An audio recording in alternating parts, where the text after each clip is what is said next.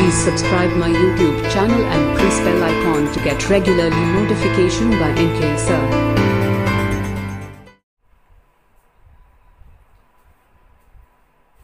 Welcome dear students. कल हमने जो क्लास हुई थी पिछले क्लास उसमें हमने चर्चा की थी हाइट एंड डिस्टेंस त्रिकोणमिति की ऊंचाई और दूरी पर आधारित समस्याओं में एग्जाम्पल 5 तक हमने चर्चा की थी। आज देखते हैं एग्जाम्पल 6 हाइट एंड डिस्टेंस पर बेस्ड जो प्रॉब्लम्स है उन प्रॉब्लम्स में आज अपन चर्चा करेंगे। सबसे पहले एग्जाम्पल 6 की। एग्जाम्पल 6 में क्या दिया हुआ है, एक मीनार है और उस मीनार के आधार से स्मॉल ए व स्मॉल बी मीटर की दूरी पर एक ही सरल रेखा में दो बिंदु सी व डी हैं। उन दोनों बिंदुओं से मीनार के शिखर के जो उन्नयन कोण है वो पूरक कोण है। तो सिद्ध कीजिए कि मीनार की ऊंचाई अंडर रूट ए बी होगी। देखिए ये एक मीनार है, मान लीजिए ये ए बी है।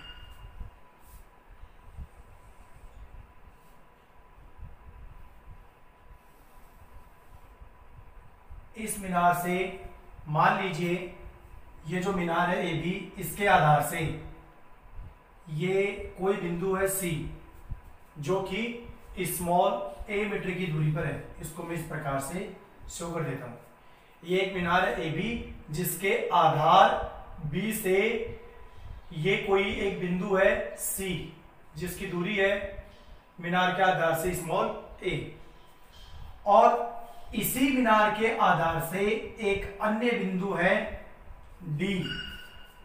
इसकी भी मीनार के आधार से दूरी, इसकी भी दूरी जो काउंट होगी वो कहां से होगी, मीनार के आधार से। देखो जो पहला बिंदु है सी उसकी दूरी भी मीनार के आधार से काउंट होगी, यानी कैपिटल बी से ही काउंट होगी। सी की दूरी स्मॉल ए है, और जो दूसरा बिंदु है डी उसकी डिस्टेंस भी मीनार के आधार कैपिटल बी से ही तय होगी, यानी इसकी दूरी डी बिंदु की दूरी कितनी है, स्मॉल बी। तो देखिए ए को मैंने इस तरह से इसलिए शो किया क्योंकि बिंदु सी की मीनार के आधार बी से पूरी कंप्लीट दूरी है, तो इसको यहां पे तो लिख नहीं सकता, नहीं तो ये इतनी मानी जाएगी।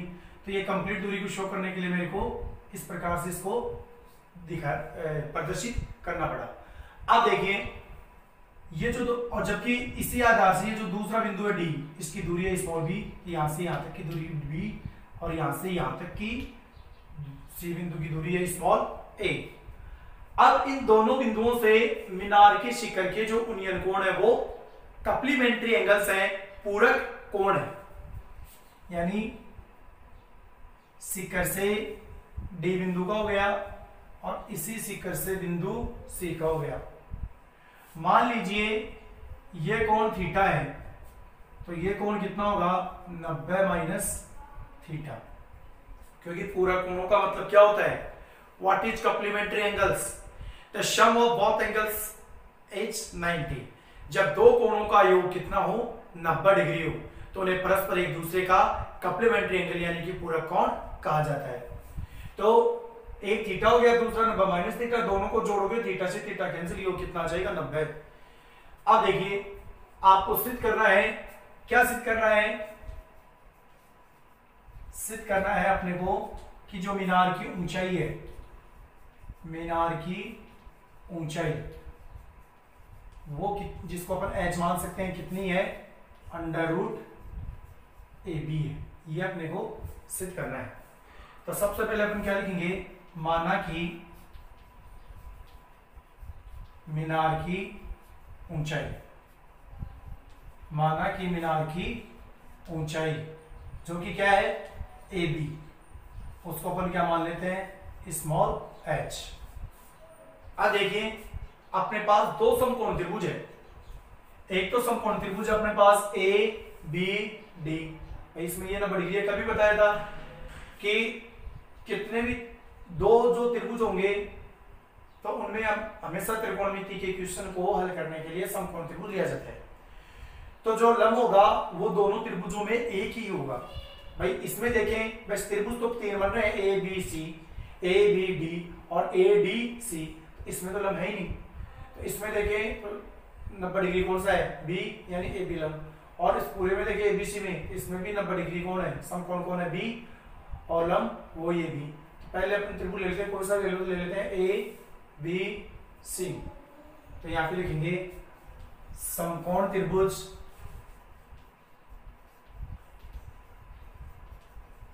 एबीसी में यूज पता है किसका करना है, कंफ्यूजिंग कंडीशन यूज tan। तो tan थीटा बराबर क्या होता है, लंब बटे आधार। तो लंब क्या है, ए बी, और त्रिभुज एबीसी के लिए अगर ए बी लंब है तो आधार क्या है, सी बी, आधार क्या है, सी बी। tan थीटा का मान थीटा ही है, यानी चेंज नहीं होगा, थीटा का मान थीटा ही है। ए बी का मान कितना है, हमने माना है ऊंचाई कितनी, h, और सी बी जो टोटल लेंथ है सी बी की वो कितनी है, स्मॉल ए, डिस्टेंस पर अभी स्मॉल ए हो गई, स्मॉल ए यूनिट, मीटर वगैरह नहीं है तो स्मॉल ए यूनिट या मात्रक मान सकते हैं।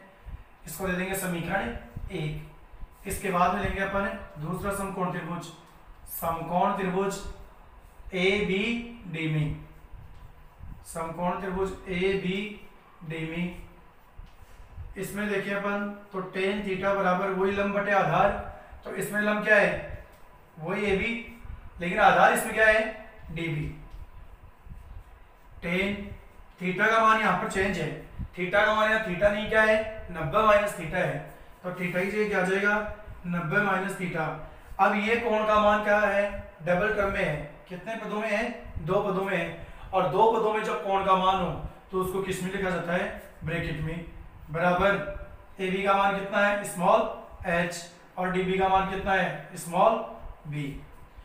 अब यदि अपन इसको देखें पूरे कोण के त्रिकोणमितीय अनुपात से tan 90 minus theta, tan 90 minus theta किसके इक्वल होता है, इसके अपने भाई, इसके अपने ब्रदर, किसके, tan के, किसमें चेंज हो जाएगा, cot थीटा में। यानी कप्लीमेंट्री एंगल्स का जो रेशियो है पूरा कोणों का त्रिकोणमितीय अनुपात, उसके अनुसार tan 90 माइनस थीटा किसके इक्वल होता है, cot थीटा की। और ये h अपॉन b, इसको दे देंगे इक्वेशन 2। अब देखिए आज तक हमने समीकरणों को, इक्वेशंस को जोड़ा है, गुणा किया है, घटाया है। आज हम समीकरणों को गुणा करेंगे। समीकरण 1 इंटू समीकरण 2 से समीकरण 1 व 2 को गुणा करेंगे। कैसे करेंगे, जैसे जोड़ते हैं वैसे गुणा करेंगे। एलएचएस को एलएचएस से और आरएचएस को आरएचएस से। तो समीकरण 1 के एलएचएस से tan थीटा इंटू समीकरण 2 की जो एलएचएस है वो कितनी है, cot थीटा। तो एलएचएस इंटू एलएचएस होगी। अब आरएचएस देखो, समीकरण 1 की आरएचएस h अपॉन a और समीकरण 2 की आरएचएस h अपॉन b। अब देखिए tan थीटा को अपन ऐसे कैसे लिख दें, इनटू cot को अपन क्या लिख सकते हैं, cot को anti proportional relation between trigonometric ratio, cot theta equal 1 upon tan theta. व्युत्क्रम संबंध, त्रिकोणमितीय अनुपातों के व्युत्क्रम संबंध से cot थीटा को क्या लिख सकते हैं, 1 upon tan theta equal h को h से मल्टीप्लाई करेंगे तो h स्क्वायर, a को b से गुणा करेंगे तो ab। यहाँ tan थीटा से tan थीटा कैंसिल, एक बार ये भी एक बार, एक को एक से गुणा करेंगे एक, फिर एक का भाग देंगे तो एक, यानी 1/1 आ जाएगा, बराबर क्या होगा, h स्क्वायर अपॉन ab।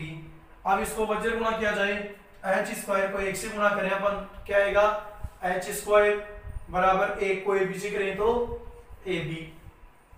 तो क्या हो जाएगा, h बराबर इसका स्क्वायर हटाएंगे तो इसलिए क्या आ जाएगा, अंडर रूट ab। अतः मीनार की ऊंचाई बराबर अंडर रूट ए बी होगी। इस प्रकार ये लिख देंगे, हैंस रूट, ये अपने को सिद्ध करना था, सिद्ध हुआ। तो ये था अपना एग्जाम्पल 6। चर्चा करते हैं अपन एग्जाम्पल 7 की। एग्जाम्पल 7 क्या है,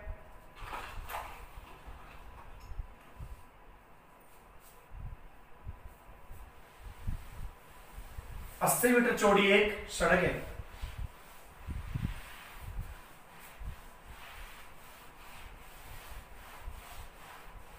और उस सड़क के दोनों ओर समान लंबाई के दो खंबे लगे हुए हैं। 80 मीटर चौड़ी एक सड़क है। एग्जाम्पल 7।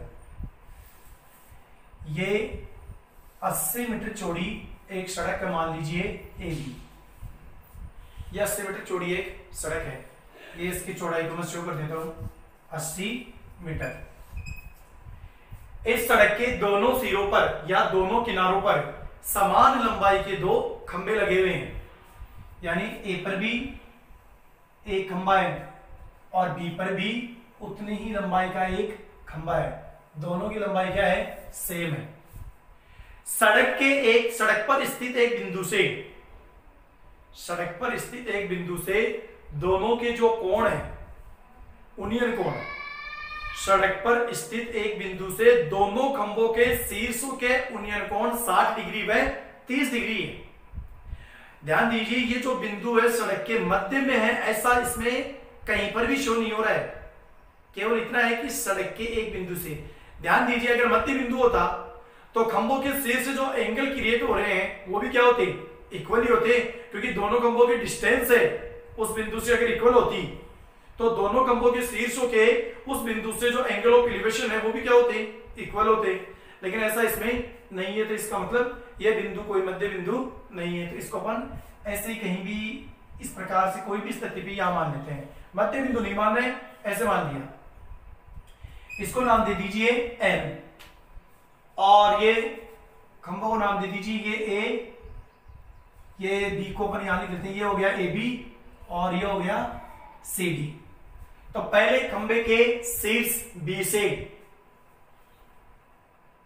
सड़क के इस बिंदु का एंगल ऑफ एलिवेशन हो गया, और दूसरे खंभा जो कि दूसरे खंभे का शीर्ष D है, उस शीर्ष से इसी बिंदु का एंगल ऑफ एलिवेशन।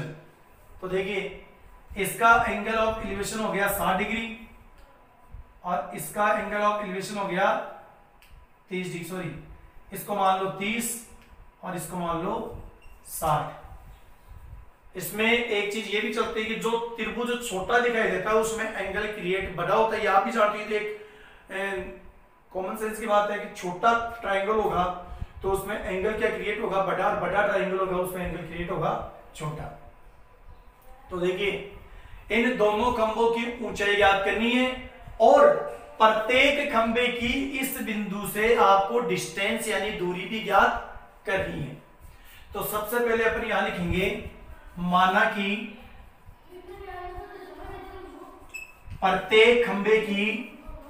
प्रत्येक समान खंभे की, क्योंकि प्रत्येक खंभा समान है, प्रत्येक समान खंभे की ऊंचाई बराबर h मीटर। प्रत्येक समान खंभे की ऊंचाई हमने क्या मान ली? h metre. ये भी h है और ये भी h है। अब देखिए, इन दोनों में से AM और MC, इन दोनों में से किसी एक को अपन क्या मान लेते हैं? x। तो यहां पे लिख देता हूं, माना कि दूरी AM बराबर x मीटर। AM दूरी को मैंने क्या मान लिया? x। तो दूरी जो MC है वो कितनी हो जाएगी? टोटल कितनी है? 80। 80 में से ये x क्या हो जाएगी? Minus 80 minus x metre. भाई ये टोटल कितनी है? 80, इसमें से ये कितनी है? x। तो ये कितनी बचेगी? 80 माइनस x मीटर। ठीक है। अब देखिए, दो त्रिभुज है, इसमें तो लंबी क्या है? अलग अलग है, लेकिन अलग अलग होने के बावजूद भी क्या है? समान है, क्योंकि दोनों खंभों की ऊंचाई क्या है? समान है। तो सबसे पहले अपन त्रिभुज लेते हैं ANB। तो यहां लिखेंगे समकोण त्रिभुज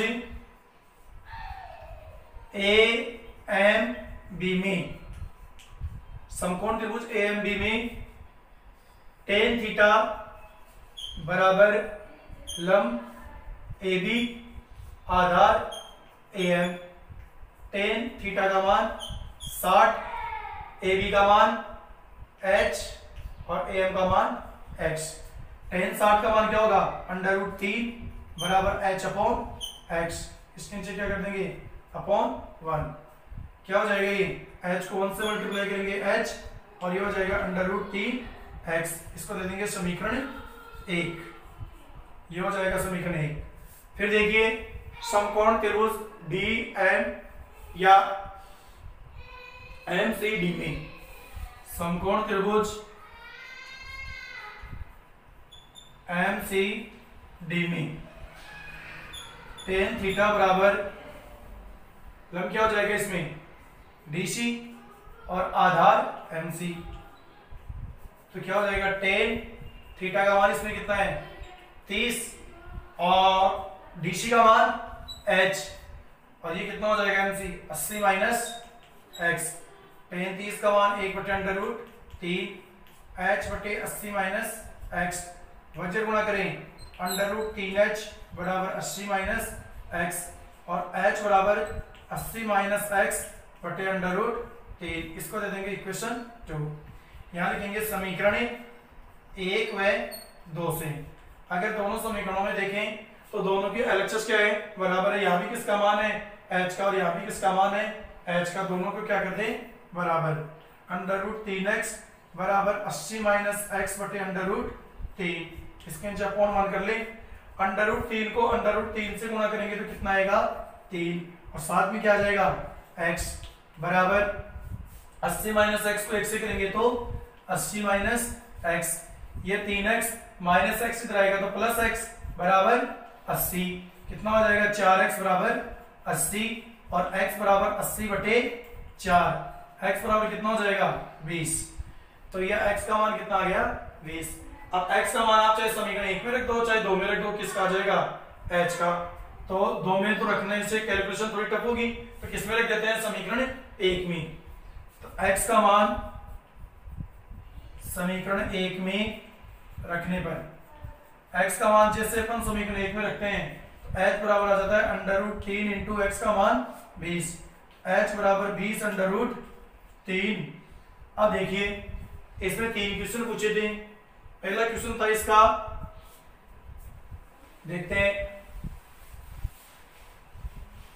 इसका पहला क्वेश्चन था कि प्रत्येक खंबे की ऊंचाई, तो यहां लिखेंगे प्रत्येक समान खंबे की ऊंचाई h याद करनी थी, जो कि कितनी आ गई, 20 √3। तो इसको थोड़ा सा ओरल करें तो 20 इंटू √3 का मान 1.732। चलो इसको गुणा कर देते हैं। 2 को 2 से गुणा किया 4, 2 को फिर 3 से किया 6, 2 को 7 से किया 14, 2 एकम 2 और 1 3, 2 दूनी 4, 2 3 6, 2 संते 14, 1 2 एकम 2 1 3, और ये 0 लगा देंगे यहाँ पर। 3 अंक छोड़ के क्या लगा देंगे, दशमलव, यानी नियरेस्ट 34.64 मीटर प्रत्येक खंबे की ऊंचाई आ जाएगी। अब देखिए ये तो इसमें पहला था। दूसरा था, दूसरे में लिखेंगे प्रथम खंबे की बिंदु M से दूरी। प्रथम खंबे की बिंदु M से दूरी क्या मानी थी हमने, x का मान कितना आया, 20, तो ये हो जाएगी 20 मीटर। इसी प्रकार फिर द्वितीय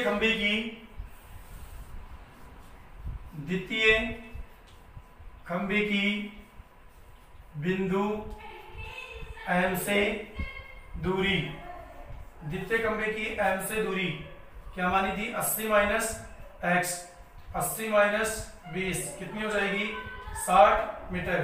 तो ये आंसर हो गया, एक आंसर हो गया ये, और एक आंसर हो गया ये। इस प्रकार से ये 3 आंसर इसके होंगे। तो ये एग्जाम्पल 7 था। चर्चा करते हैं एग्जाम्पल 8 की।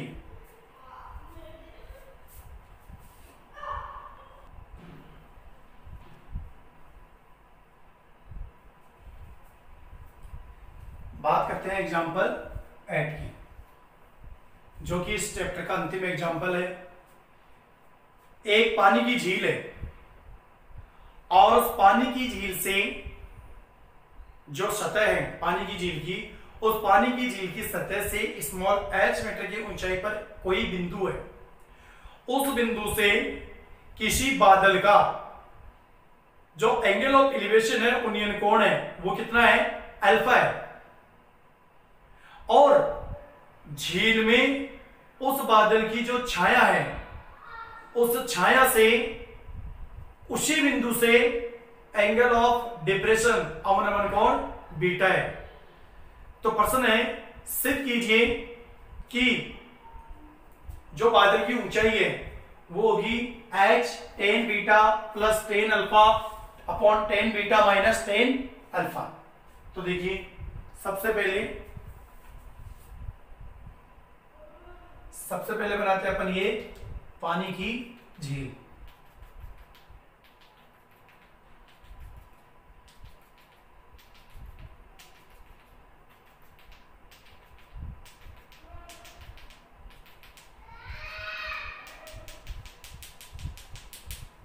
ये एक पानी की झील है।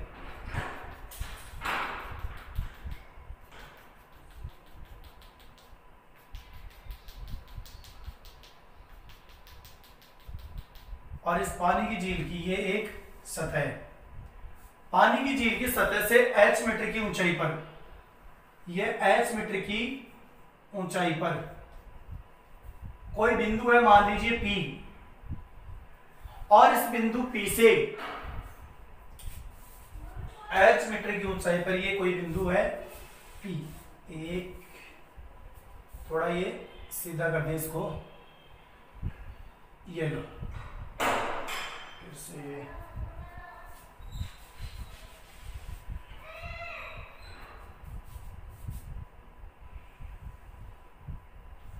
ये लो, ये पानी की सतह मान लीजिए AB। तो ये कोई बिंदु है P। अब इस बिंदु P से बादल का जो उन्नयन कोण है वो कितना है, अल्फा। तो बादल तो क्या होगा, इसकी ऊंचाई भी होगा। तो मान लीजिए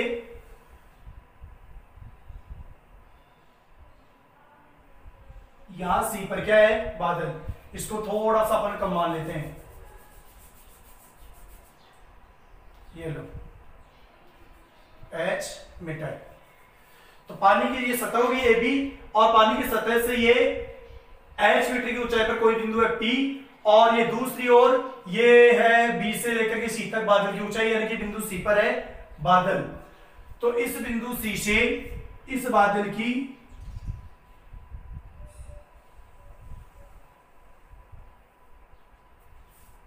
इस बिंदु C से यानी बादल से इस बिंदु का जो एंगल ऑफ एलिवेशन है वो कितना है,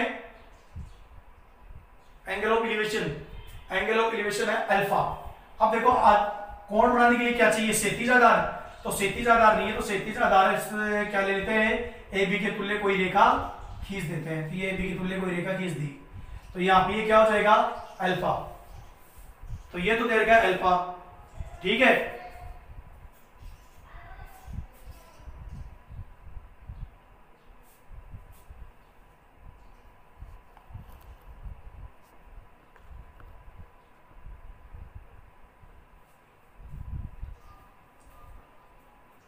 अब देखिए, अब इसका रिफ्लेक्शन होता है, यानी ये जो बादल है इसकी पानी में जो छाया है, मान लीजिए ये है, और ये कहां पर आती है, C डेज पर। भाई ये C है तो इसको क्या मान लेते हैं, C डेज, क्योंकि आने वाला तो C है, परछाई है इसकी।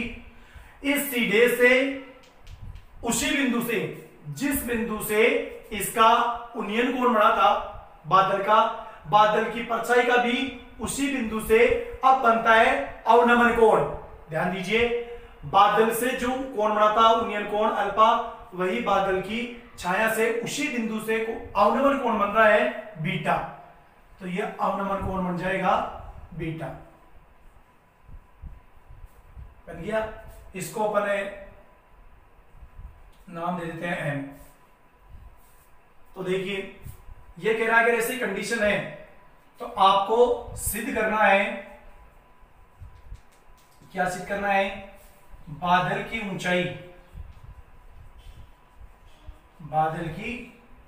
ऊंचाई वो क्या होगी, बादल की ऊंचाई होगी h tan beta plus tan alpha. बादल की जो ऊंचाई है वो होगी h tan beta plus tan alpha upon tan beta minus tan alpha. ये बादल की ऊंचाई होगी, ये अपने को सिद्ध करना है। तो सबसे पहले इसमें कुछ बिंदु है वो अपन लिख लेते हैं। सबसे पहले क्या होगा कि जो एपी है वो कितना है h, एपी है वो कितना देर का है h, तो एपी h है, एमबी भी कितना होगा h। तो यहां पे लिख लेते हैं एपी बराबर एमबी बराबर h मीटर। फिर देखिए बादल की स्थिति, बादल की स्थिति C है तथा झील में या झील के पानी में बादल की छाया की जो स्थिति है वो कितनी है, वो क्या है C डेश है। यानी बादल की जो एक्चुअल स्थिति है वो तो क्या है C है, और झील में जो बादल की स्थिति है, झील के पानी में जो बादल की स्थिति है वो क्या है C डेश है। तो अपन इसमें ऐसा लिख सकते हैं कि यहां से देखो बादल की ऊंचाई ये क्या हो गई BC, और यही ऊंचाई क्या है इसमें रिफ्लेक्ट हो रही है, तो ये हो गई BC डेश। यानी मैं इसको ऐसे लिख सकता हूं कि BC और ये BC डेश दोनों ही क्या होगी बराबर, BC और BC डेश क्या होगी बराबर होगी। अब देखिए इसमें एक चीज और लिख लेते अपन, माना कि CM बराबर x, इस CM को अपन क्या मान लेते हैं x, और ये इसके MB PA के बराबर है, तो ये पहले से क्या है इसके इक्वल हो जाएगी h। ठीक है।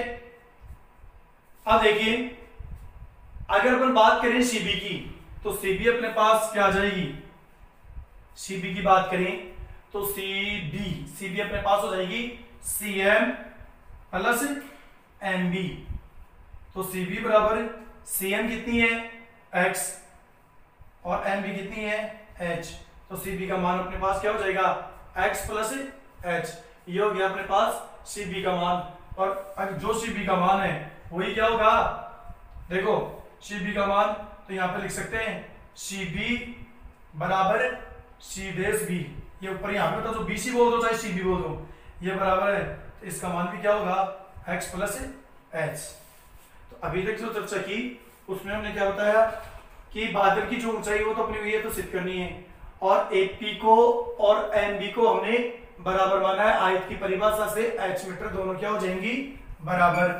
साथ ही और क्या दिया हुआ था, बादल की जो स्थिति है वो कौन से बिंदु पर है C बिंदु पर है, और उसी बादल का पानी की झील में जो परछाई बन रही है, उसी बादल की पानी की झील के पानी में जो परछाई बन रही है उस परछाई में उस बादल की स्थिति क्या है C डेश है। बादल की एक्चुअल जो स्थिति है C से, उसकी बिंदु P से जो एंगल ऑफ एलिवेशन है वो अल्फा है, और झील में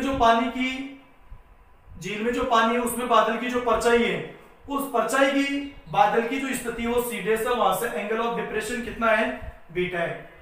देखिए इसके आगे BC और BC डेश क्या है बराबर है, क्योंकि जो बादल की स्थिति है वही क्या है रिफ्लेक्टेड हुई है, उसमें परछाई बनी है झील के पानी में। CM को हमने क्या माना है x, MB पहले से क्या है इसके आयत की परिभाषा से h, दोनों को जोड़ करके हमने ये बता दिया कि CB और C डेश भी दोनों इक्वल होने के साथ इनका मान क्या होगा x प्लस h होगा। देखिए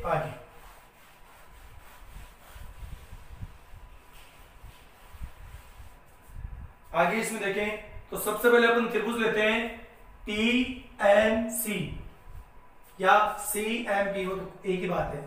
समकोण त्रिभुज PMC में अपन देखें तो tan का यूज करेंगे, तो ये कोण अल्फा और इसके सामने ये लंब, तो tan थीटा बराबर क्या होता है लंब बटे आधार CM बटे PM। तो tan थीटा का मान इसमें कितना है अल्फा है, सीएम का मान दे रखा है x, और पीएम देखो पीएम हमने खींची थी AB के तुल्य, तो पीएम की जगह मैं क्या लिख सकता हूं AB, ये पीएम की जगह लिख दिया मैंने AB, यहां पे मैं क्या लिख दूंगा चूंकि पीएम बराबर AB है, हमने किया था।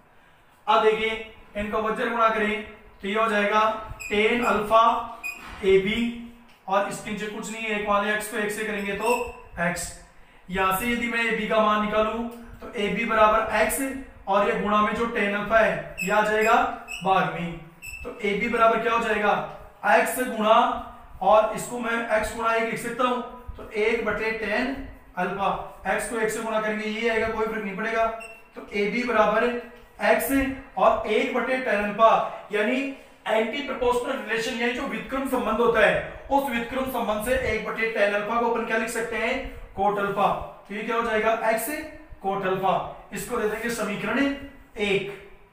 अब देखिए दूसरा त्रिभुज लेंगे अपन, दूसरा त्रिभुज अपना PMC डैश, यानी समकोण त्रिभुज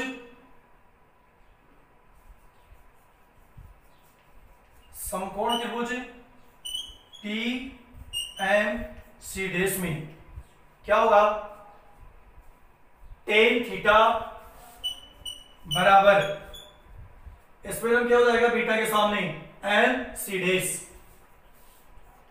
और आधार क्या हो जाएगा इसमें वही PM,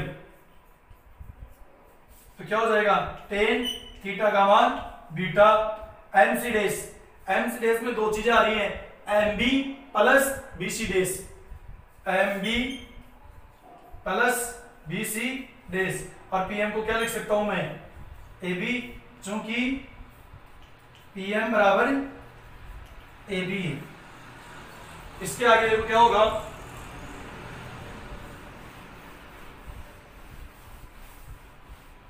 इसके आगे देखें तो tan बीटा इक्वल MB का मान कितना है H प्लस BC डैश का मान अभी आपको पहले स्टार्टिंग बताया था BC डैश, फिर भी कोई बात नहीं, देख लो BC और BC डैश क्या है बराबर है, तो मान क्या है x प्लस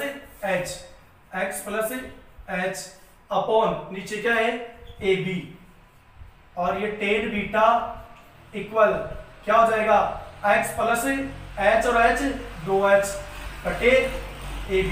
ये समझ में आ गया क्या कि ये मैंने MB प्लस BC डैश, तो MB का मान तो चलो ये H आ गया, BC डैश की जगह x प्लस H कैसे है, देखो BC डैश और BC क्या है बराबर, क्योंकि इसका ही क्या है इसमें रिफ्लेक्शन है छाया है, तो ये x प्लस H और तो ये भी क्या है x प्लस H ही होगी, तो ये हो गया, इसके नीचे अपॉन 1 कर सकते हैं, वज्र गुणा करें तो AB बराबर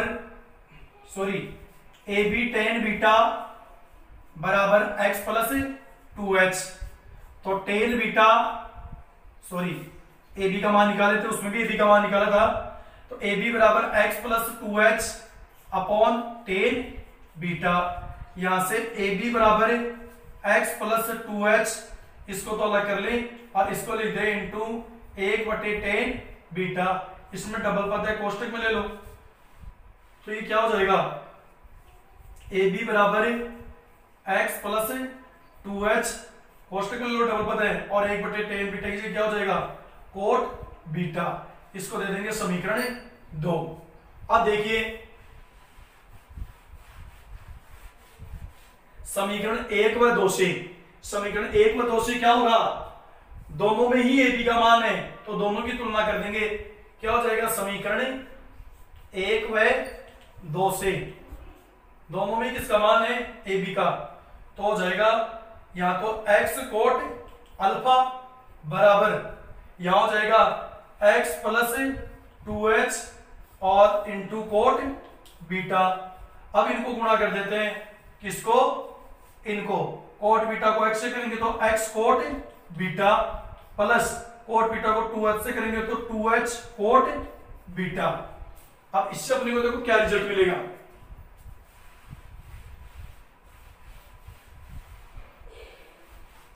तो देखिए x quote alpha, x quote beta को इधर ले आते हैं माइनस एक्स कोट बीटा बराबर, ये इधर आ गया तो उधर क्या बच गया 2h कोट बीटा, क्या बच गया 2h कोट बीटा, ये यहां पर बच गया। अब देखिए इन दोनों में से कॉमन ले अपन तो क्या ले सकते हैं x, तो क्या बचेगा coat alpha minus cot beta बराबर 2h कोट बीटा। अब देखिए x इनको अपन चेंज करें व्युत्क्रम संबंध से तो कोट थीटा क्या होता है 1/tan थीटा, अल्फा है तो अल्फा हो जाएगा, तो क्या हो जाएगा 1/tan alpha minus 1/tan beta बराबर 2h कोट बीटा। अब देखिए x यहां पर लघुत्तम ले तो क्या हो जाएगा tan अल्फा tan बीटा, तो tan अल्फा का tan अल्फा से कैंसिल बचेगा tan beta minus tan beta से tan बीटा कैंसिल बचेगा tan अल्फा, tan अल्फा को 1 से गुणा करेंगे तो tan अल्फा बराबर 2h कोट बीटा, ये अपने पास आ जाएगा। यहां से अपन क्या निकालेंगे, अब यहां से अपन मान निकालेंगे किसका x का, x का मान निकालेंगे तो देखो क्या होगा,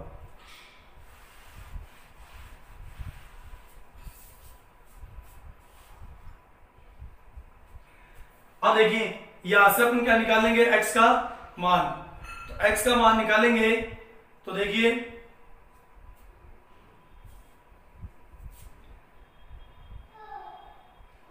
x बराबर यहां पर लिख सकते हैं क्या, x बराबर जो लिखा हुआ है वो लिख दो 2h कोट बीटा, ये तो हो गया x बराबर ऐसे से। अब x के गुणा में तो है ये, तो ये तो आ जाएगा इसके भाग में, और भाग में है ये चला जाएगा गुणा में, तो tan beta minus tan alpha, tan beta minus tan alpha, और ये जो है भाग में है ये चला जाएगा इसके गुणा में, tan अल्फा tan बीटा। इस प्रकार से ये x का मान यहां पर आ जाएगा। देख लीजिए एक बार इसको,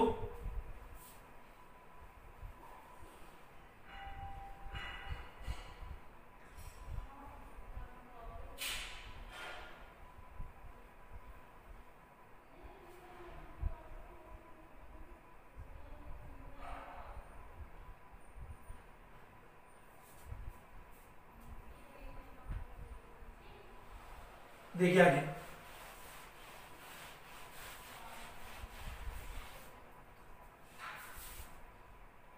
अब यहां से हम देखें तो 2h कोट बीटा और ये tan अल्फा tan बीटा,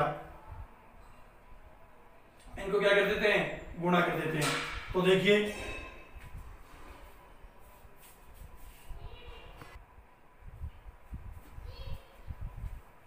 अब इसमें आगे देखिए अपन कर देते हैं x बराबर 2h, ये कोट बीटा है, इसको भी यदि अपन चेंज कर दें तो इसको ऐसा करते हैं पहले ही चेंज कर लेते हैं, ये स्टेप बाद में कर लेते हैं, तो इसको लिख देते हैं अपन x tan beta minus tan alpha upon tan alpha minus tan beta, ये तो ऐसे कैसे, और ये 2h इंटू कोट बीटा को क्या लिख सकते हैं 1/tan बीटा, तो ये हो जाएगा 2h अपॉन tan बीटा, तो ये हो जाएगा यहां से x का मान निकालें तो x बराबर 2h अपॉन tan बीटा, ये तो ऐसे कैसे, और अब x के गुणा में है ये, तो ये तो आ जाएगा बाद में,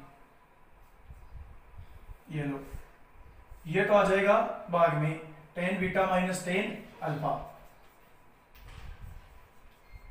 और ये भाग में ये चला जाएगा गुणा में, तो x tan beta minus tan alpha, ये tan अल्फा tan बीटा ही है, ये तो एलसीएम था, tan बीटा माइनस, तो x बराबर 2h अपॉन tan बीटा, तो ऐसे कैसे x के गुणा में कौन है tan beta minus tan alpha, ये तो आ जाएंगे भाग में, और जो भाग में है tan अल्फा tan बीटा ये चले जाएंगे गुणा में, tan अल्फा tan बीटा। अब टेन बीटा से ये टेन बीटा कैंसिल, तो x बराबर हो जाएगा 2h upon ten beta minus ten alpha. तो यह आ जाएगा अपने पास x का मान x equal 2h upon ten beta minus ten alpha. ये तो आ ही गया। अब 2h के गुणा में और क्या बच गया अपने पास, टेन अल्फा। तो फाइनली अपने पास x का मान क्या गया, 2h tan alpha upon ten beta minus ten alpha. अब देखिए अपने को क्या चाहिए, बादल की ऊंचाई CB का मान। तो CB बराबर क्या होगा, x प्लस h होगा। तो CB बराबर x प्लस s, x का मान तो यह आ गया 2h tan alpha upon ten beta minus ten alpha, और ये प्लस क्या है, ये तो देखो x का मान, तो ये x का मान ये रहा, तो ये तो x का मान आ गया, प्लस में क्या है h, तो ये प्लस h अपॉन 1 कर सकते हैं। तो इसका फिर से एलसीएम लेंगे, तो इसका एलसीएम क्या आएगा, ten beta minus ten alpha, ये क्या आ गया इसका एलसीएम। तो इसका भाग देंगे, इसमें एक बार जाएगा तो क्या आ जाएगा 2h टेन अल्फा प्लस एक का भाग इसमें देखिए इतनी बार जाएगा तो एस पर आ जाएगा ऐसे कैसे गुणा में, और यह आ जाएगा ten beta minus ten alpha. आ गई। अब क्या करेंगे, अब इनको गुणा कर देते हैं h को इससे, तो ये तो ऐसे कैसे क्या हो जाएगा, 2h ten alpha plus h ten beta minus h tan alpha upon ten beta minus ten alpha.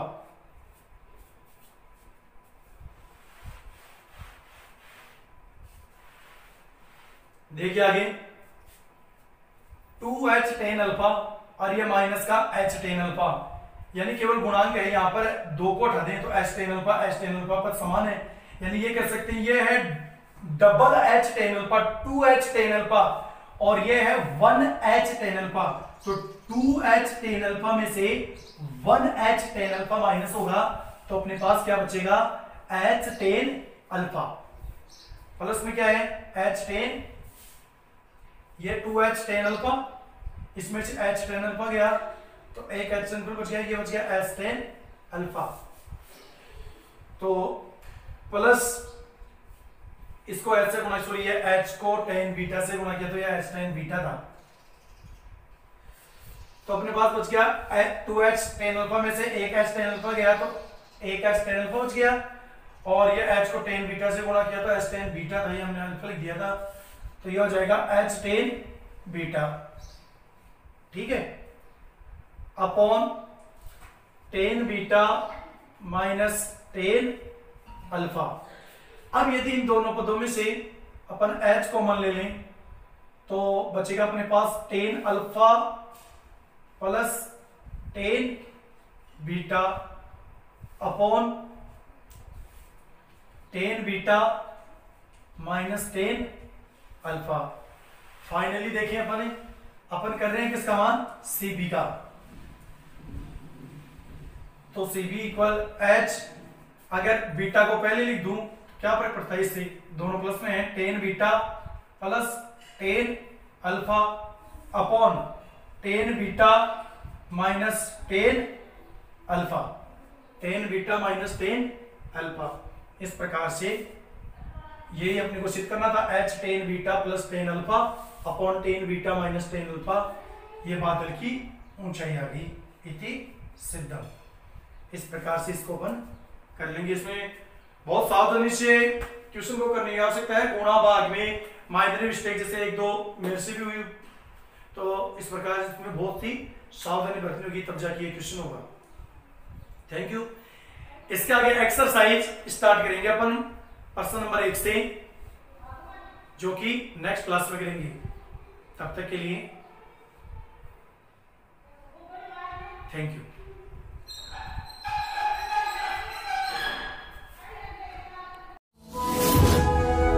Thanks for watching video. Please subscribe YouTube channel and press bell icon.